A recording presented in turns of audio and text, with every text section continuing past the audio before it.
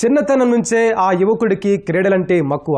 ఆ ఇష్టానికి తోడు తల్లిదండ్రుల ప్రోత్సాహం ఉంటే రాణించవచ్చని నిరూపించాడు.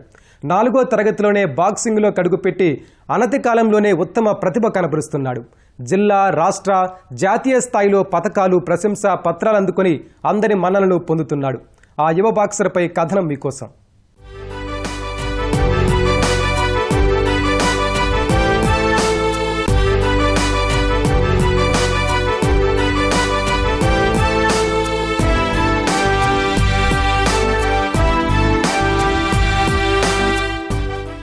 చిన్నతనం నుంచే క్రీడలపై ఆసక్తితో 9 ఏళ్ల వయసులో తండ్రితో కలిసి మైదానంలోకి ఉదయపు నడకకు వెళ్లేవాడు ఈ యువకుడు. అక్కడ వివిధ క్రీడలు ఆడుతున్న వారిని చూసి క్రీడలపై మక్కువ పెంచుకున్నాడు. తాను క్రీడల్లో రాణించి మంచి గుర్తింపు తెచ్చుకోవాలని భావించాడు.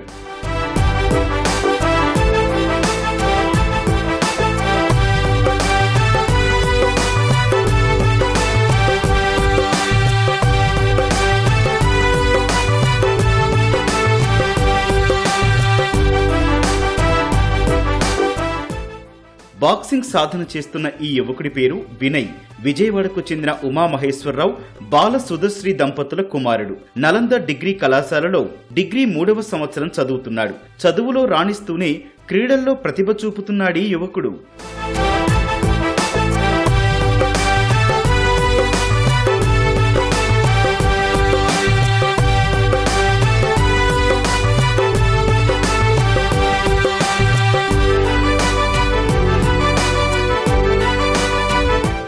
అందరిలా కాక కఠినమైన క్రీడలో రాణించాలనుకున్నాడీ యువకుడు. బాక్సింగ్ ను వేదిక చేసుకుని శిక్షణ తీసుకున్నాడు.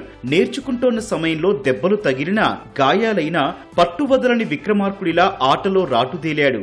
చిన్నప్పుడు సరదాగా వచ్చేవాడిని, ఇలా అందరితో పాటు డాడీతో పాటు వాకింగ్ అలాగ వచ్చేటప్పటికి సమ్మర్ క్యాంపులు అయ్యేవి. అలా డెవలప్ అవ్వకుండా అది ఇంట్రెస్ట్ కింద మారింది. ఇప్పుడు క్రికెట్ అంటే ఎవరైనా ఆడతారు, బాక్సింగ్ ఆడడానికి కొంచెం ఆలోచించి వెళ్తారు కదా, కాబట్టి ఆ గేమ్ కి కొంచెం ఇంట్రెస్టింగ్ అనిపించింది. ఎవరైనా ఎడ్యుకేషన్ ఫస్ట్ ఇస్తారు కాబట్టి మా ఫాదర్ ఫస్ట్ స్పోర్ట్స్ కి ఇచ్చి దాని రెండిటి 50-50గా మేనేజ్ చేశారు. అలాగని ఇందులోనే డిస్కరేజ్ చేయాలి, అలానే ఎడ్యుకేషన్ లో డిస్కరేజ్, రెండు మేనేజ్ చేసుకుని ఇక్కడ దాకా వచ్చాను. నా ఫస్ట్ టోర్నమెంట్ తెలంగాణలో అయింది. అప్పటికి ఇంకా ఏపీ తెలంగాణ డివైడ్ అవ్వలేదు. సిల్వర్ మెడల్ వచ్చింది డిస్ట్రిక్ట్.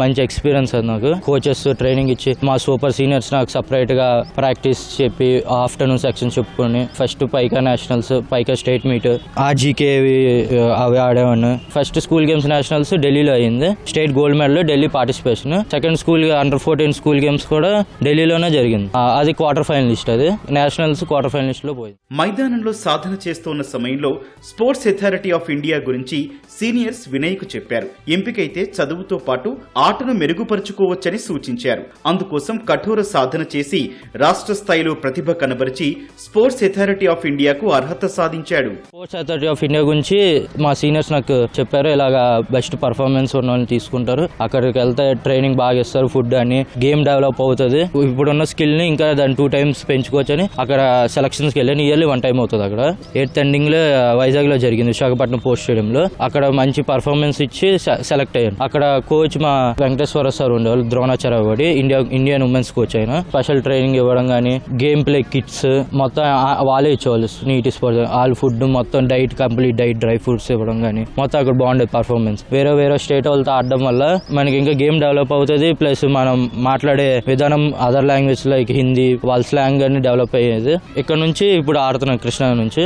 అప్పుడేమో విశాఖపట్నం డిస్ట్రిక్ట్ నుంచి ఆడేవాడిని సాయి అకాడమీ మెంబర్ కింద.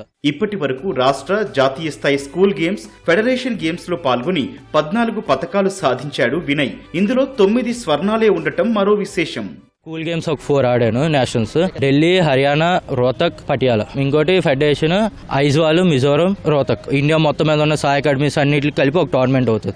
అది కూడా క్వార్టర్ ఫైనలిస్ట్, ఒకటేమో ఫ్రీ క్వార్టర్. స్టేట్ మీట్ ఒక 5 to 6 ఉంటాయి గోల్డ్ మెడల్స్. 2 సిల్వర్స్, ఒక బ్రాంజ్ ఉంది స్టేట్ మీట్ చిన్నప్పుడు.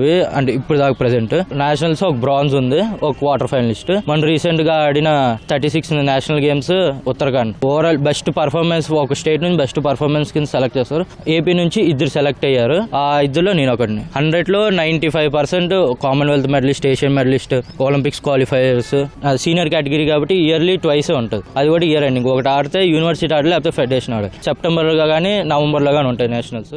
ఉమ్మడి రాష్ట్రంలో హైదరాబాద్ లో జరిగిన మొదటి బాక్సింగ్ పోటీల్లో పాల్గొని కాంస్యం సాధించాడు. అప్పటి నుంచి జాతీయ స్థాయి స్కూల్ గేమ్స్, ఫెడరేషన్ గేమ్స్, రాష్ట్ర స్థాయి పోటీల్లో పాల్గొని స్వర్ణం, కాంస్య పతకాలు గెలుచుకున్నాడు.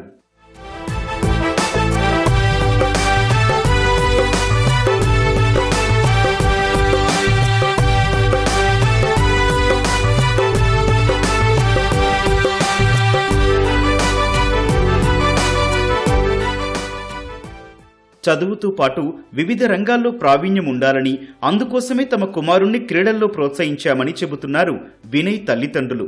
ఇష్టమైన బాక్సింగ్లో రాణిస్తూనే చదువును నిర్లక్ష్యం చెయ్యలేదన్నారు. అందుకోసం కళాశాల యాజమాన్యం సైతం సహకరించారని వివరించారు.